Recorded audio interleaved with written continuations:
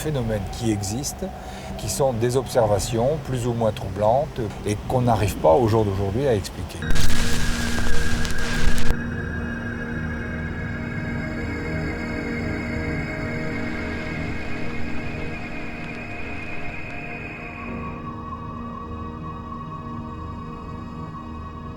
Je suis ici avec ma femme et mon fils en 94, ici, au sommet de la montagne. Et on a vu, par une très belle nuit, sans lune, bien sûr.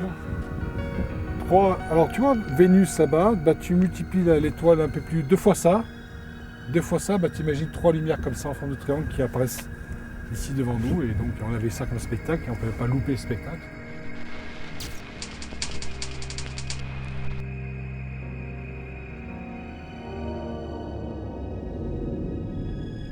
C'était énorme. 4 minutes, 2 minutes maximum, l'objet était au-dessus de la montagne, il est venu au-dessus de nous, puis il a disparu. Mais c'était l'ambiance qu'il fallait voir, hein. C'était un truc de fou, quoi. Et on a regardé, il y avait 2 boules jaunes assez lumineuses qui ne bougeaient pas, qui étaient l'une au-dessus de l'autre.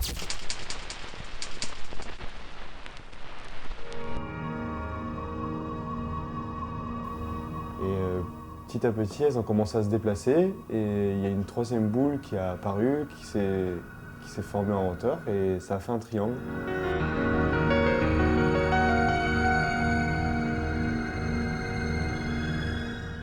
On voyait une plateforme, c'est-à-dire on ne voyait plus le ciel au milieu de ces 3 points. Ça faisait vraiment quelque chose qui se déplace en silence et ça avait l'air d'être quelque chose d'énorme. Plus on le regardait, plus on avait l'impression que l'OVNI avançait vers nous. Et il s'est éteint, comme si on était né une lumière. C'était d'un coup, il n'y avait plus rien.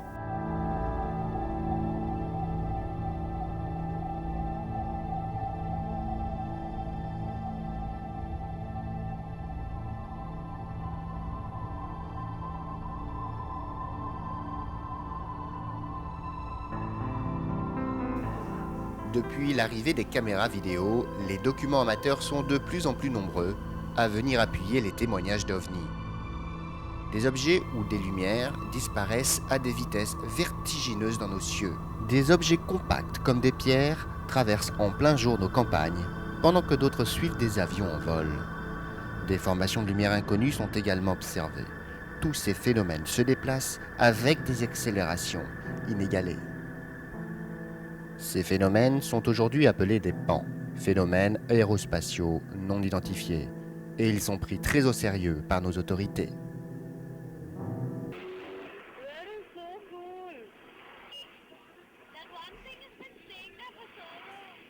Il y a un phénomène qui existe, qui sont des observations plus ou moins troublantes, plus ou moins importantes, avec des objets matériels ou pas d'objets matériels, et qu'on n'arrive pas au jour d'aujourd'hui à expliquer. Au point où on en est, il ne s'agit pas à partir de là de lancer des hypothèses qu'on est incapable de vérifier. Toutes les hypothèses sont possibles et toutes les hypothèses sont ouvertes, mais nous n'avançons que ce que nous sommes capables de vérifier. Au Centre national des études spatiales, le CNES, une cellule, le GEPAN, est chargée d'enquêter officiellement sur ces phénomènes. Alors là, on reçoit, alors là, c'est un PV gendarmerie, c'est une observation faite dans le Gers, là. Et apparemment, sont liés, tout ça sont des procès-verbaux qui sont arrivés récemment. Donc on commence par les numériser. On a plusieurs appels par jour. On a beaucoup de gens qui téléphonent, qui envoient des messages électroniques, qui commencent à témoigner par mail. Après, on les dirige vers la gendarmerie. On reçoit quand même l'équivalent de 2 ou 3 PV sur une semaine, hein, actuellement. Et à chaque PV de gendarmerie, le GEPAN a l'obligation d'enquêter sur les observations. Bon. Tous les éléments sont analysés scientifiquement, souvent, sur la base des croquis établis par les témoins. Des croquis qui nous sont donnés par les témoins. Donc ça, ces dessins sont des dessins qui sont faits par soit les témoins, soit par la gendarmerie avec l'aide du témoin, bien sûr. Hein. Tous les procès-verbaux sont retranscrits par le GEPAN, ainsi que leur enquête, dans un rapport très officiel. En 10 ans, près de 200 cas ont été ainsi analysés. 28 juillet 2007, à Nantes, observation d'un objet de forme ronde volant dans le ciel durant 3 à 4 minutes. 7 juillet 2005, observation déposée par l'équipage du vol AF 7705 suite au croisement d'un objet à moins de 1 mille nautique. 2 août 2005, observation par l'équipage du vol FUA 1252 d'un objet traversant la trajectoire de l'avion. 5 août 2005 à Champigny, observation d'une énorme masse transparente et souple communiquant avec le témoin.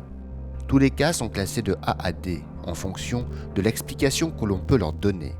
A, l'observation est tout à fait explicable et D, l'observation ne trouve aucune explication scientifique.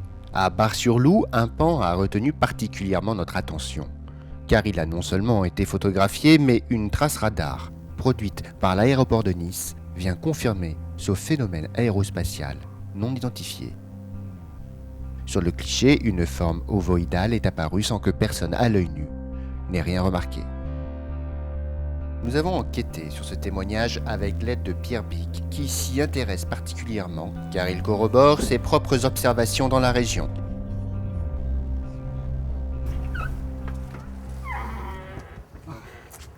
Donc voilà, c'est la terrasse où j'ai pris la photo, avec la petite vue sur le village. Je prends 2 photos en moins d'1 seconde d'intervalle du clocher ici et du paysage qui l'entoure. Et bien sur une de ces photos, il y a l'objet en question, qui les 10 premières secondes me semble vraiment l'objet volant non identifié typique, quoi.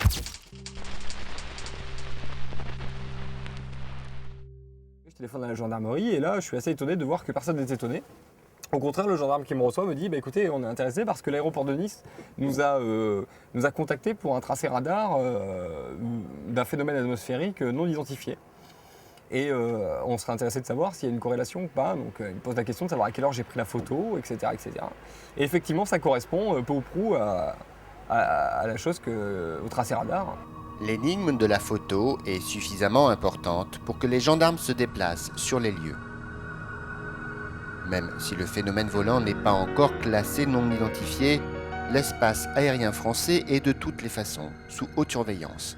Et tout phénomène suspect doit être analysé avec le plus grand soin.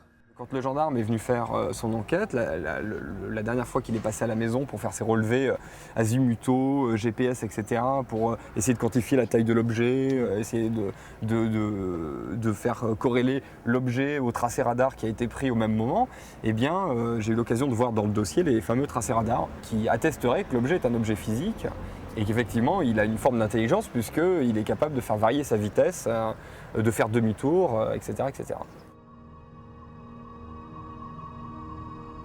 Y a-t-il réellement eu ce 1er septembre 2006 un ovni qui a traversé l'espace aérien du sud de la France? En tout cas, des éléments troublants tenteraient à le prouver.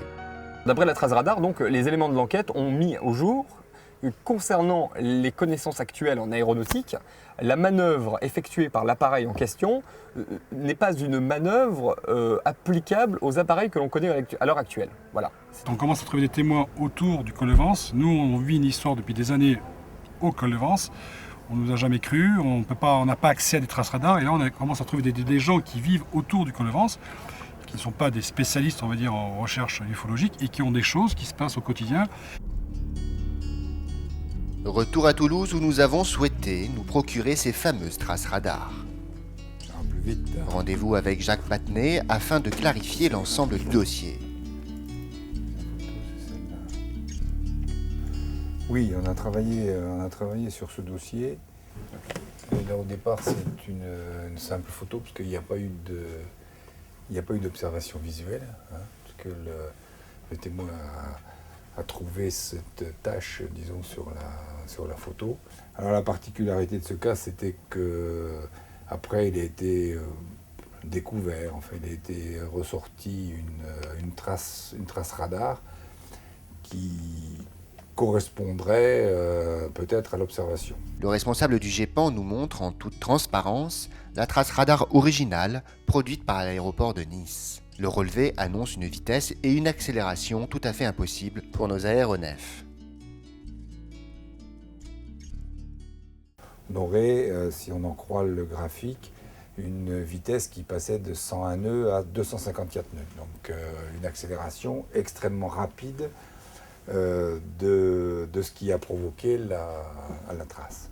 Mais en regardant de plus près, les experts ont pu définir avec certitude que la trace radar n'est qu'un simple écho de la trace radar d'un avion. Donc le résultat de cette analyse, encore une fois faite par la DGAC, et pas seulement faite par le GEPAN, mais en s'appuyant donc sur les experts de la DGAC, montre qu'il n'y a pas a priori pas de détection radar particulière correspondant à la photo. Phénomène bien connu des opérateurs radars, il ne s'agit donc pas d'une trace en elle-même. Mais ceci n'explique pas tout, et notamment l'image du pan, bel et bien présente sur le cliché. Reste à savoir ce que peut bien vouloir révéler ce cliché comme information aux experts.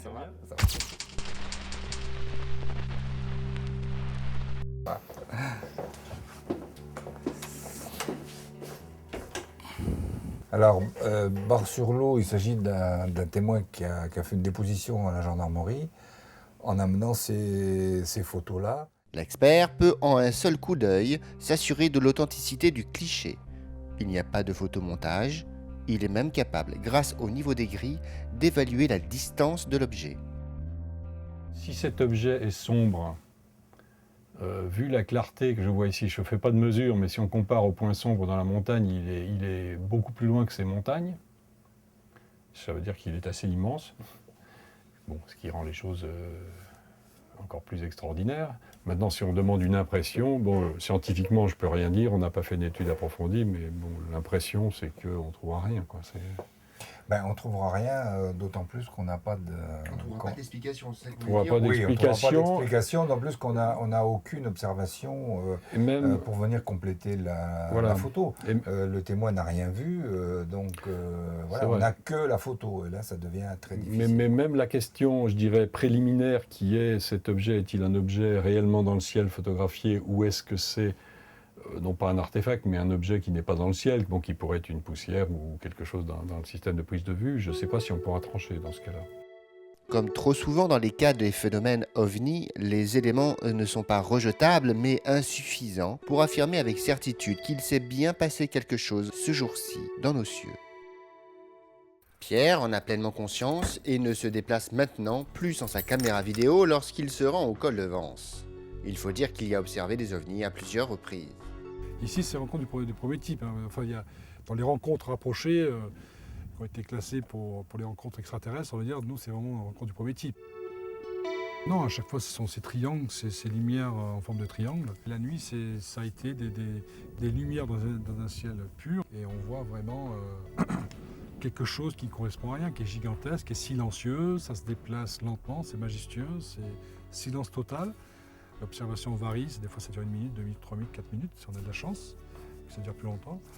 Et c'est toujours quelque chose qui apparaît en plein ciel à un moment où on n'est pas pris, parce que c'est toujours au moment où ça se passe toujours à un moment où on ne regarde pas, parce que le ciel c'est quand même vaste. Et ça apparaît d'un coup et ça disparaît d'un coup, donc sans laisser de traces. La seule certitude qu'on peut avoir au bout de toutes ces années, c'est qu'on a constaté qu'il y avait un effet physique. Et ça je le dis, parce que ces 3 lumières qu'on voit à chaque fois, c'est pas banal, qui a un effet physique sur la nature. Actuellement, on peut entendre la vie autour de nous. On entend le grillon, on entend qu'il y a une vie autour de nous. À chaque fois, on s'est rendu compte qu'au moment de l'apparition, il y avait un silence total. Donc, on l'entend, c'est le subconscient qui le remarque. C'est-à-dire que quand l'OVNI disparaît, c'est l'inverse qui se passe, c'est la vie se réveille à nouveau. Donc, on s'est rendu compte qu'il y a eu un temps mort, ça s'est arrêté de vivre. Et on l'a constaté à chaque fois. Je l'ai déjà lu ailleurs, dans des livres, mais ça, on a constaté qu'il y avait un silence total. On n'entend plus les oiseaux, on n'entend plus rien. Et la nuit, on entend des oiseaux. Et là, oui, on entend le bruit de la nature, on entend les grillons, on entend les sauterelles, on entend une vie. Et d'un seul coup, c'est ce silence, c'est what, c'est ce genre de silence très curieux qui fait, et une fois l'OVNI a disparu, et ben ça recommence, la vie revient. Et ça, c'est une preuve on le sait, on l'a vécu, et on ne peut pas l'inventer. La seule preuve qu'on peut dire pour nous, c'est qu'avec le temps, ça fait 30 ans bientôt que je monte ici, c'est avec le temps qu'on peut dire, en mettant bout à bout les choses, qu'il y a peut-être quelque chose que ce lieu attire, que le phénomène attire. Voilà, c'est tout. Mais il faut des années avant de se prononcer, il ne faut pas dire tout et n'importe quoi. Nous, on peut dire qu'aujourd'hui, est-ce que c'est le lieu qui est fréquenté ou est-ce que c'est nous qui, à force de monter, on ne sait pas, est-ce que c'est nous à qui on nous fait coucou ou est-ce que c'est le lieu qui est fréquenté? La multitude des observations, en particulier sur ce lieu étrange qui est le col de Vence, a permis à Pierre et à son équipe de collecter un maximum de documents. Il est devenu un véritable chasseur d'ovnis. Depuis plus de 30 ans, il a réuni des centaines de clichés avant de se mettre à la vidéo.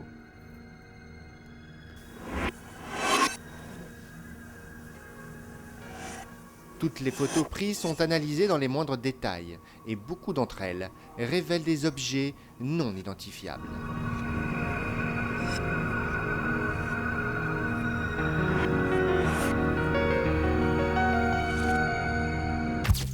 Mais ces observations commencent à faire du bruit dans la région et la presse prend l'affaire très au sérieux.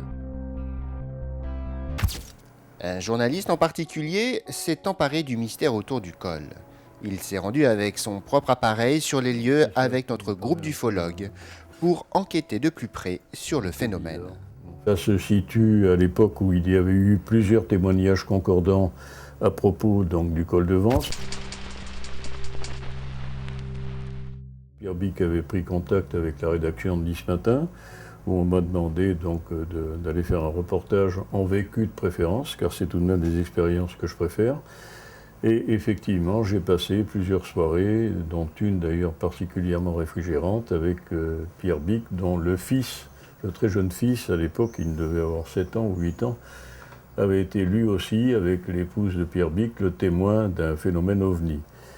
Donc, ils me l'ont rapporté avec beaucoup de détails, beaucoup de crédibilité, et c'est ce qui a effectivement expliqué l'enquête qui a suivi et qui, en fait, a recoupé plusieurs témoignages des phénomènes mystérieux survenus au col de Vence.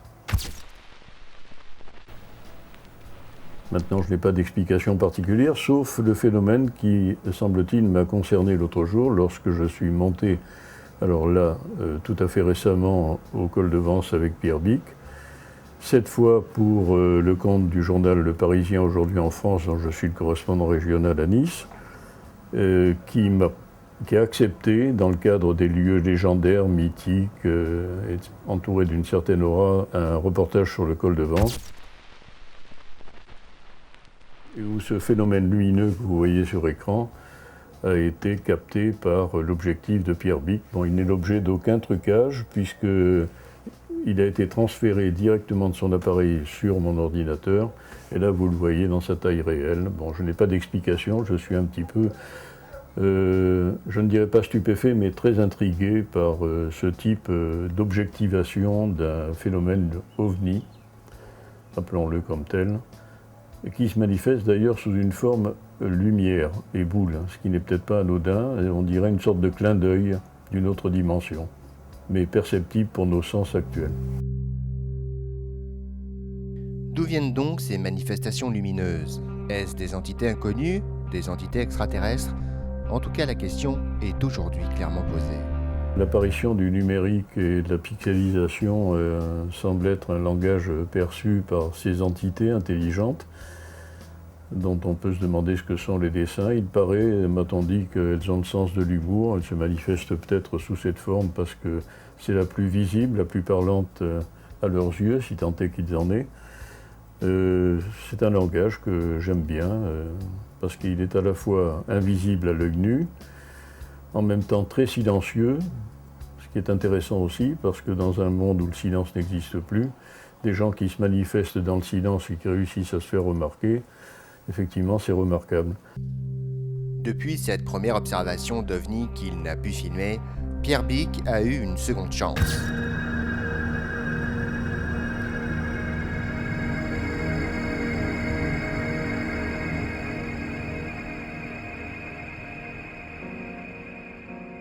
Ça faisait une demi-heure qu'on était sur place et donc d'un seul coup apparaît des lumières. Alors, très curieuses puisqu'elles sont fixes, très lumineuses. Et pendant un quart d'heure, ces lumières vont apparaître jusqu'à un moment donné, ça va être un triangle qui va se former. Oui, ce sont bien des objets volants non identifiés. mais on n'a pas la preuve que c'est extraterrestre. Je ne peux pas vous le dire, ça, que c'est extraterrestre. Ça peut être extraterrestre comme terrestre. Mais c'est vrai que c'est inhabituel comme lumière. C'est pas quelque chose qu'on voit tous les jours. Donc mon sentiment, par moment, oui, ça peut être... Oui, je sais pas. C'est mon sentiment, quand on le vit, ça fait extraterrestre. Voilà. Aujourd'hui, Pierre se rend 2 fois par semaine avec ses amis faire des veillées au col de Vence. Pour lui, une zone d'anomalie permanente. Qu'est-ce qu'on attend? On ne sait même pas ce qu'on cherche dans le fond de nous-mêmes. On ne sait pas ce qui va débarquer, comment... Ça peut être des ennemis, ça peut être horrible, ça peut... on ne sait pas ce qu'on recherche. On est attiré. Grâce aux veillées, ils ont réussi à observer à 2 nouvelles reprises le même triangle lumineux. Depuis, ils prennent des photos étranges. On fait des photos et puis on ne voit rien de nu et puis il apparaît donc sur l'écran des objets ou des formes un petit peu particulières. On ne sait pas ce que c'est, on pense que ça peut être lié au même phénomène mais on n'en est pas sûr. Bon, en direct messieurs, en direct. Alors voilà, en direct. On va faire une photo. Alors là, sur ta caméra, voilà, que je disais, en direct. Alors là, je ne peux pas la monter. En direct, ouais. Sur ta caméra. Il faut bien préciser que ce n'est pas la lumière de ta caméra. Alors, tu en as, regarde, il y en a une à côté de Jean-Paul et le spot est carrément sur ta caméra, ici. Ça, c'est une photo que tu viens de prendre ? À l'instant. Nous avons demandé au GEPAN de bien vouloir nous donner son avis sur les documents du col de Vence et en particulier sur le document vidéo d'OVNI.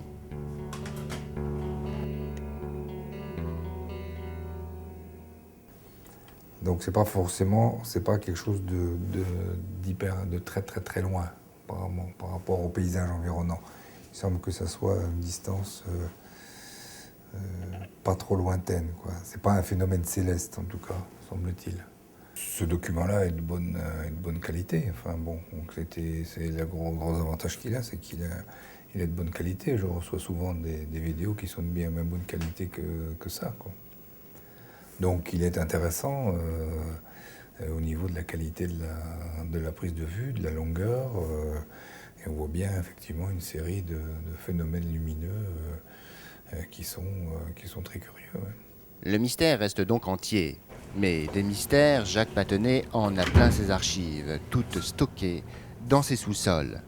Il nous montre aujourd'hui, dans 30 ans d'enquête, le cas le plus extraordinaire. Un cas comme l'Amarante.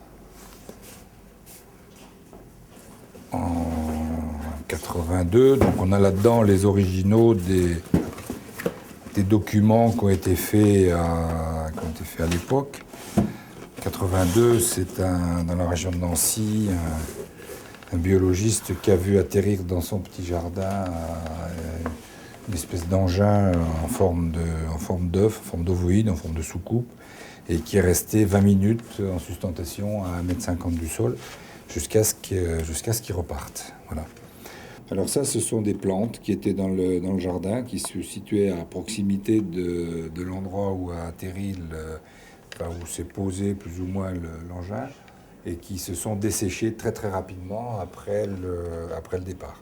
Ce cas-là fait partie des cas les plus troublants des 30 dernières années. Traces au sol, plantes desséchées. Tout un dossier a été constitué sur cette observation hors du commun. Des relevés azimutaux, le plan du quartier, le plan de la propriété, la cohérence du témoignage, la trajectoire de l'objet, tout a été pris en compte. Nous avons, avec tous ces éléments, reconstitué minutieusement ce qui s'est passé cette fameuse journée.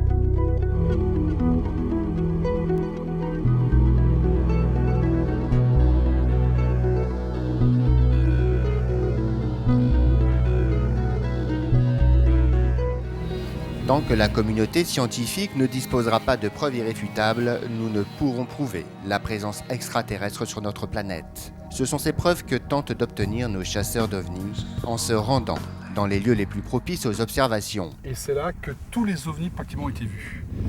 En 2004, 2005, 2006, on a revu sur cette portion du ciel des boules lumineuses. Et à chaque fois qu'il y a eu des boules lumineuses, il y a eu des crops dans les champs.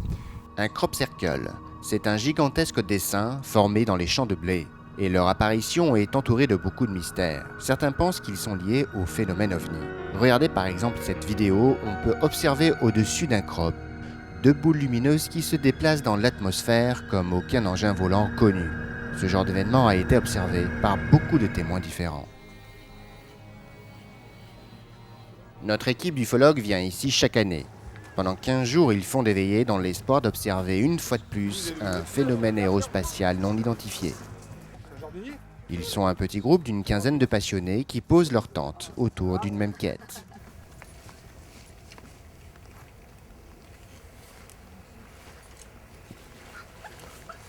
Bon, ça vous plaît la cantine, Macaille? Regarde, Electricité, boîte de nuit, soir, Macaille. L'année dernière, c'était nul avec le beau temps qu'il a fait.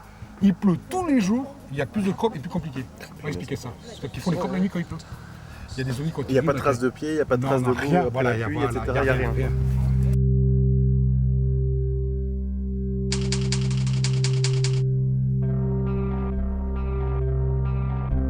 Les années précédentes, Pierre a filmé les mystérieuses formations de crop circle et en a fait un DVD lié au phénomène du col de Vence.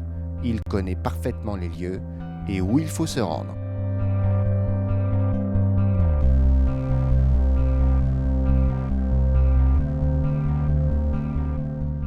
Alors le Bar Gin, c'est le pub où tous les spécialistes des crop circle, ufologues, se donnent rendez-vous.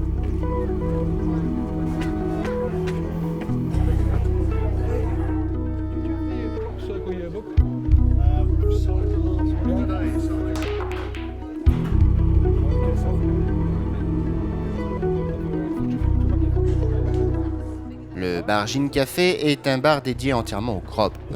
Les convaincus et les sceptiques s'y retrouvent régulièrement.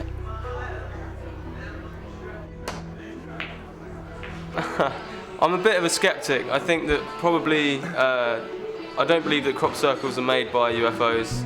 I think that they're man-made, but I think they're really cool. I think they're good to look at, and yeah, I don't necessarily buy into the mysticism of it all, but I think they're cool. I think they look nice, and why not, you know?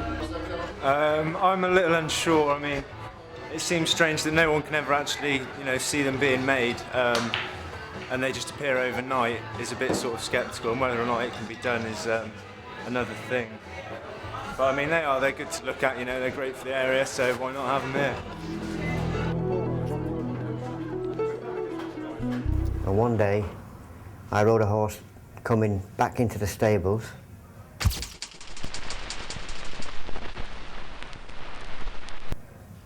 Past the cornfield, and there was nothing there. Half an hour later, I went back out on another horse, and there was a corn circle in the field. Half an hour later.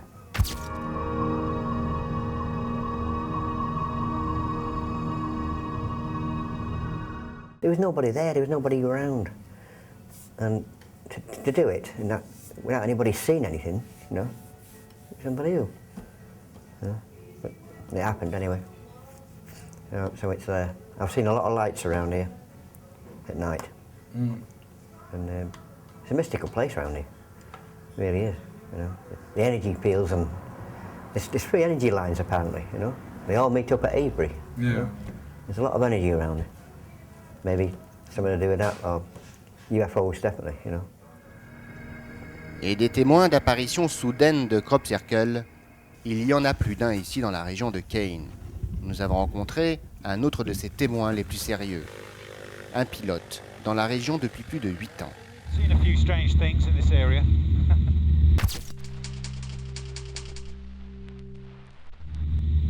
I've seen strange lights which on one occasion I couldn't explain. We flew over a set route. We went over several fields which I knew were empty. There were no people there, no cars, nothing, no tractors, not even a track to the field. And 15 minutes later, when we came back the other way on the reciprocal heading, there was a crop circle in the field. 15 minutes during the day. How you explain that? I can't explain that. I can't explain it.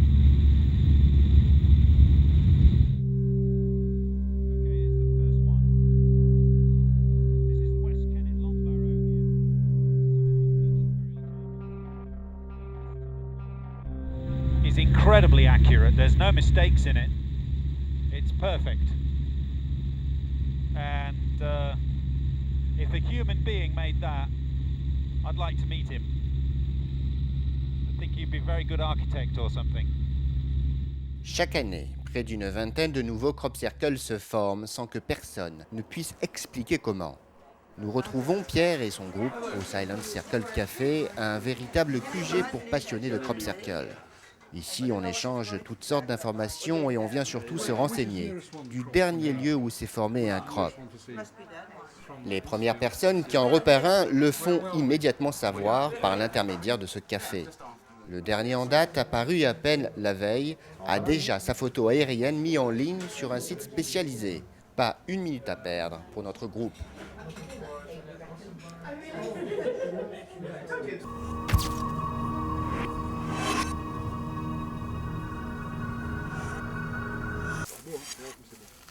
Voilà. C'est peut-être pas un des plus beaux au sol, mais tu verras, en haut il est magique. Une bonne centaine de mètres.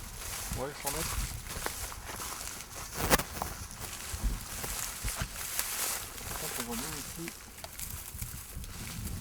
Là, c'est du blé qui a été couché, c'est ça? Ouais, c'est du blé qui a été couché en fait par un phénomène qui pour l'instant est assez inexpliqué puisque ça se fait très rapidement, sans lumière la nuit. Donc en fait pour avoir des points de repère c'est trop difficile. Donc on sait bien que même si c'est fait par l'homme, je veux dire, surtout ça se verrait. Alors que là c'est invisible. Et tout ça se fait en quelques minutes de temps en plus. Alors, la particularité aussi des crops, c'est qu'en fait les champs de blé sont entrelacés, sont entremêlés. Il y a des couches de blé les uns sur les autres. Et apparemment donc les épis de blé ne sont pas cassés mais pliés, avec bien souvent toujours un point d'origine, une espèce de forme en tire-bouchon. Ce crop vient juste de se former la veille. Pourtant, Pierre et Jean-Paul ne sont pas les seuls sur le coup. Ces phénomènes en Angleterre attirent chaque année des centaines de personnes venues du monde entier. Chacun y voit le message qu'il veut. Ce qui est certain, c'est que se rendre ici est un vrai pèlerinage, comme si on y trouvait une nouvelle religion ou une nouvelle philosophie. Tom est l'un de ces Américains spécialistes des crops. Il accompagne les touristes en quête de cette nouvelle spiritualité. I can feel different energies, and for me, it's one thing to look at the beauty of the formation from the air. On the ground, there are many details that are so intricate that they could not be done by people and cannot be explained.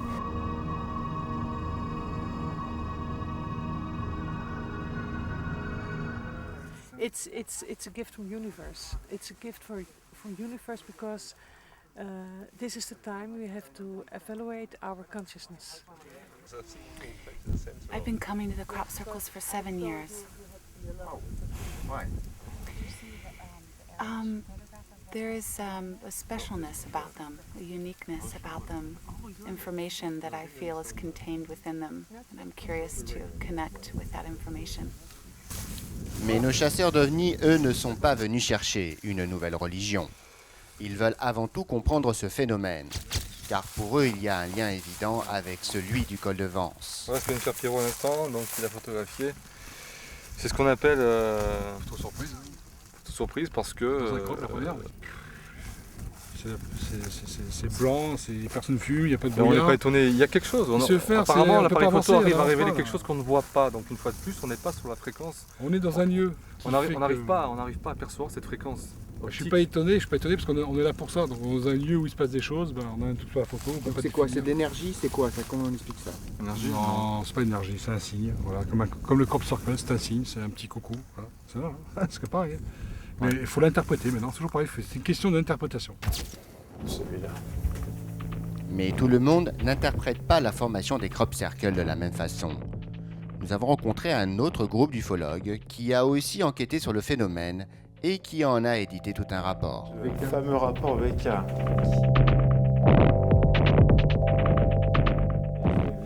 Un rapport fait par plusieurs collaborateurs sur plusieurs années. Un rapport qui tentait de prouver l'origine humaine des crop circles.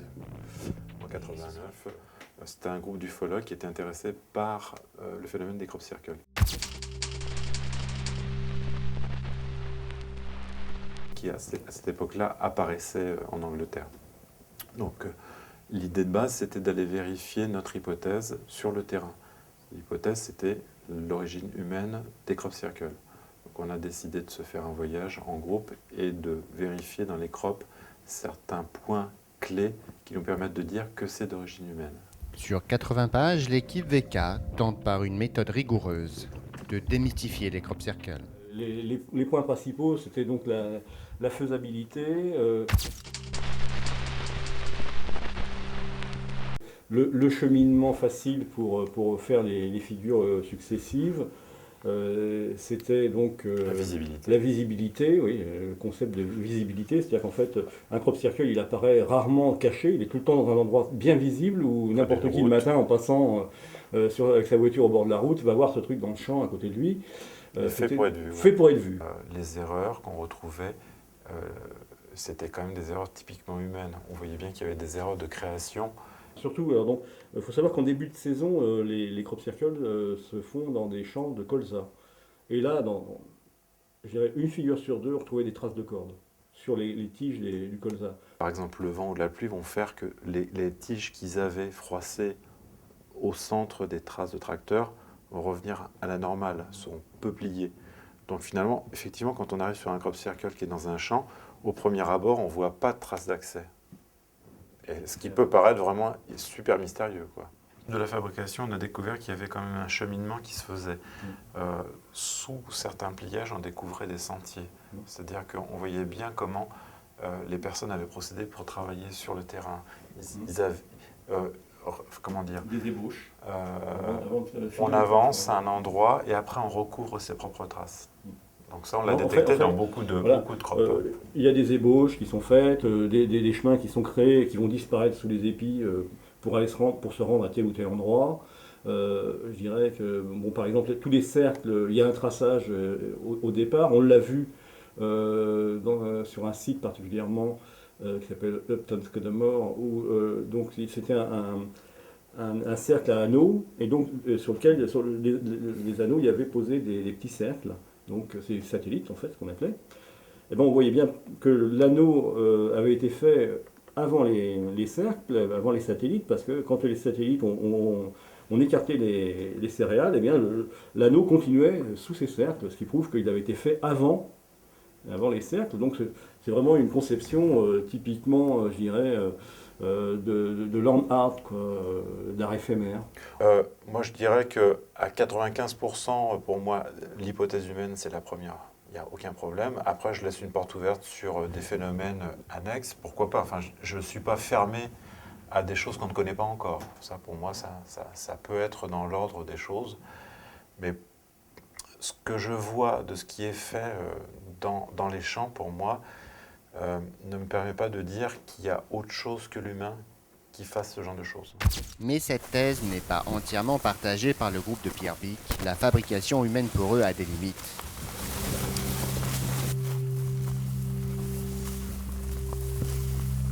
Tu as 150 cercles. C'est immense, immense. Là, nous sommes à Eastfield. Plus grand crop circle de l'année pour moi, 150 cercles, immense.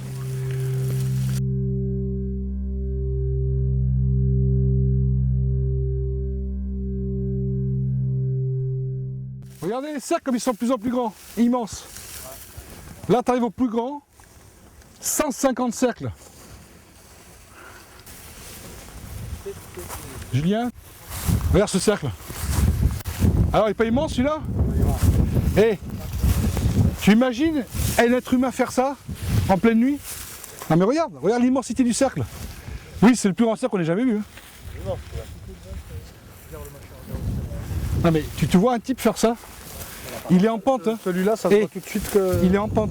Il est en pente. Celui-là. Il est gigantesque, hein, celui-là. Gigantesque. Ça, c'est pas un faux. Attends. Il y avait des gens. Il y avait un caméraman sur la colline. Ils sont enchevêtrés comme ils le Ils sont. étaient trois. Ils étaient trois. Et la particularité. Regarde ce cercle, il est en pente. Il n'est pas sur du plat. Ouais. Va faire ça toi la nuit. Un truc parfait. On va te remontrer la photo. C'est la perfection. Dessus, perfection. Et ce qui s'est passé, il y a des mecs qui ont mis des caméras toute la nuit. Et pendant 100 minutes, ils ont débranché les caméras pour les déplacer. Quand ils ont rebranché les caméras infrarouges, le truc était apparu. Et en 100 minutes, 155 minutes. En 100 minutes, 155, c'est impossible. De cette taille. Et il y a eu un éclair.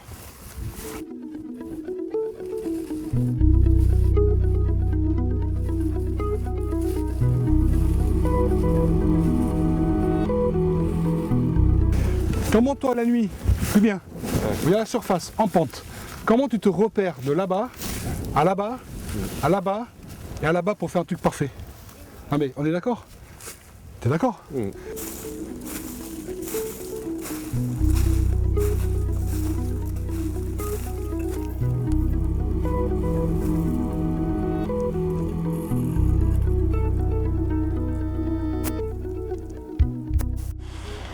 Le groupe de Pierre se rend maintenant chez un architecte célèbre pour ses études sur les crops. Il en profite pour lui montrer leurs photos étranges. Jim, have a look at that photo. Inside the crop circle, 150 Michael Kligman répertorie tous les crop circles chaque année, depuis 17 ans. Il les analyse méthodiquement avec son œil de professionnel. The first thing to be established is that people can make crop circles. People do make crop circles.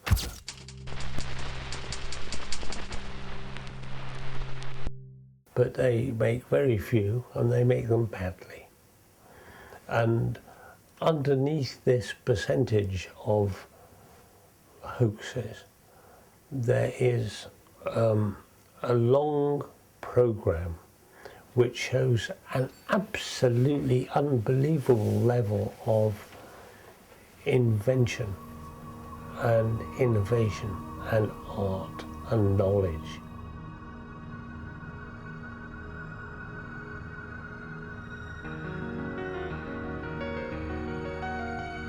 This is the most important subject on the planet. I think this is hard, clear, certain, indisputable evidence of contact with our cousins. Et si un vrai contact devait s'établir, Pierre compte bien le filmer avec ses amis, pendant ses longues veillées au sommet des collines. On va essayer de filmer un phénomène ce soir, parce que le temps le permet, donc on veut filmer au-dessus des champs les phénomènes qui pourraient produire les crop circles, si ce sont des phénomènes qui les produisent. Donc on est armé pour. Parce que caméra, jumelles. Ouais.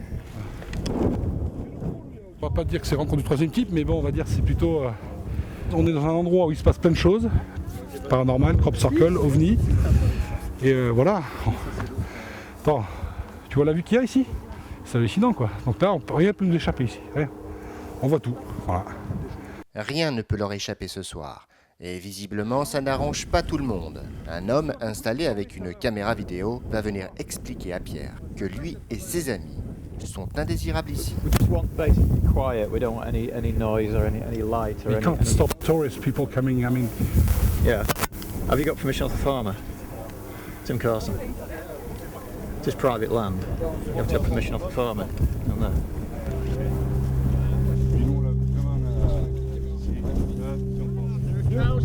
It's a nature reserve. Nobody's allowed up here without permission, right? So all the 100 tourists. That's the bottom line. Everybody walking into crop circles, which. Well, they're not allowed on there. They've already been prosecuted. We've had the police clamping cars, taking people away. They're not allowed in that field. It's private land. Mais il sera impossible de savoir réellement qui est cet homme. Ses mensonges concernant l'interdiction d'être ici laissent penser qu'il est complice de quelque chose. Et ça, l'équipe de Pierre Bic compte bien le On met des découvrir. équipes en place, Macaque. T'es obligé parce que le mec, imagine-toi, nous on se casse. Pendant Si qu'on on se reste casse, là, t'auras rien. Ça, c'est certain. Mais pendant qu'on se casse, ça va peut-être se faire. Ah bah tant pis, mais non, ça va pas se faire. Il faut au moins 2-3 mètres avec des caméras en bas. Là. Oui. Tu vois ce que je veux dire? Et les autres font semblant de se tirer. De toute façon, il nous a pas compté. Il nous a pas compté. Non, mais si on bouge à 20, c'est mort. Non mais c'est bien, il faut qu'on parte. Moi je dis pas qu'il s'excite, il faut 2 mecs qui descendent là, qui en bas, avec la caméra. C'est quoi ton sentiment, Pierre là? Tu fais un sandwich, Patricia, s'il te plaît? Pierre, Tous les deux, on se met c'est quoi ton sentiment là sur le gars? Tu penses quoi? Soit c'est un mythomane, c'est un mythomane total, il se la joue tout seul, soit c'est un type, il va se passer quelque chose et c'est un business. C'est tout à fait l'inverse qu'il nous dit, que les gens, les fermiers en ont marre, que c'est un business, qui rapporte, c'est négatif, que les fermiers en ont marre, qu'il y a des gens qui vont sur ces collines. Il nous dit tout l'inverse, il va se passer quelque chose dans ce champ. Parce qu'il m'a dit clairement d'aller de l'autre côté de la colline et pas rester ici. Que le fermier nous voit, que c'est pas bon. Alors qu'une fois qu'il fait nuit, il voit rien, donc je vois pas tout ce qu'il dit, c'est pipeau. Quoi. Au début, il m'a dit que c'était une expédition scientifique, donc c'est bidon, quoi. Tout est bidon. Il risque de se passer un truc ce soir. Donc tu penses que c'est un guetteur? C'est un guetteur, tout à fait. Comme on en a dit à l'époque. On appelle les guetteurs, ça c'est des guetteurs. C'est vrai, quand même. Voilà. Sauf que lui c'est vendu, parce qu'il s'est énervé. C'est que moi. Il va se passer un truc. Donc ça veut dire qu'en fait c'est du pipeau.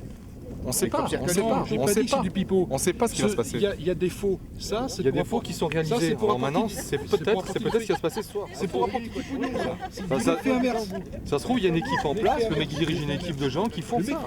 Et ce qu'on veut, c'est justement prendre sur le vif, en flagrant délit, ce qui va se passer. Voilà. Ça, c'est ce qu'on veut.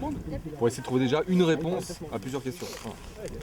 Comme par hasard, il ne se passera rien dans les champs de blé ce soir, ni crop circle, ni même de police. Alors, qui était vraiment cet homme et quel est le jeu des agriculteurs?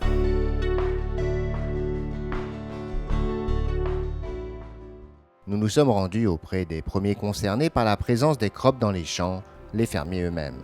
Le droit d'accès à leurs terres est clairement signalé sur les panneaux. C'est une livre par personne, soit 1,50 €.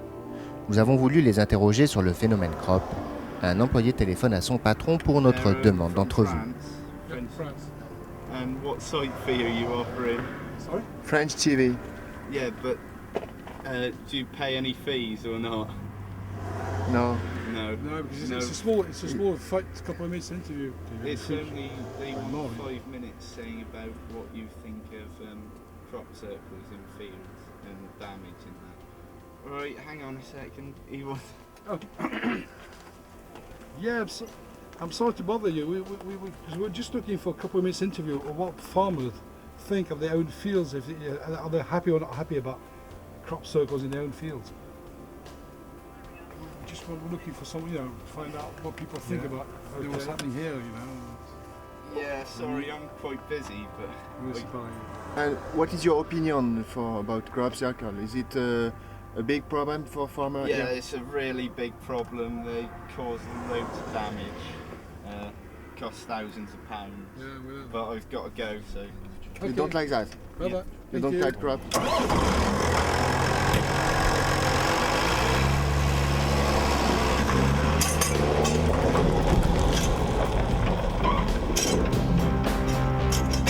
Le sujet paraît sensible, mais d'autres agriculteurs sont plus ouverts à la discussion.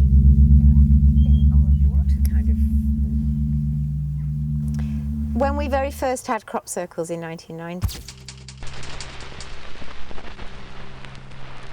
this formation has devastated over 2¼ acres of crop. So we're probably talking between £1,500 and £2,000 worth of loss. And in the early days, we actually charged people because so many people were coming onto the land. We actually charged them. We didn't charge them actually to get the money back. We charged them because we had to pay somebody to sit and tell people, please walk down the tram lines, don't trash the crop, and please don't smoke. So we had to pay somebody to do that, and in order to pay them, we charged people £1, which wasn't a lot of money, and we said you can stay in the field for as long as you like. And people really liked that because it meant that for the first time ever, they weren't looking over their shoulder thinking, am I trespassing? They weren't trespassing. We don't charge now.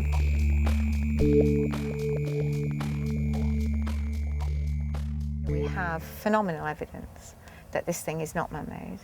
Sadly, the world isn't picking it up, isn't wanting to know, you know, but that's fair enough. There are a lot of people that take this subject seriously.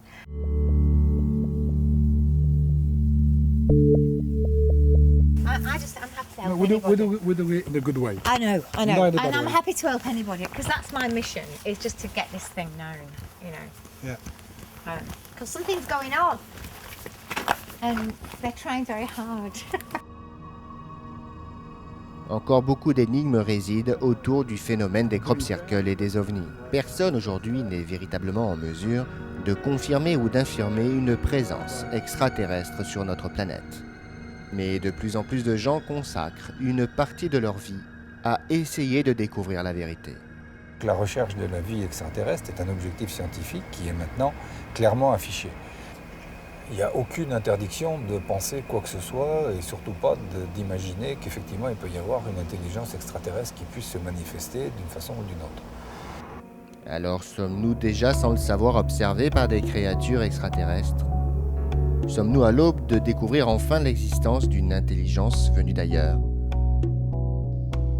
Il semblerait en tout cas que les scientifiques l'envisagent très sérieusement.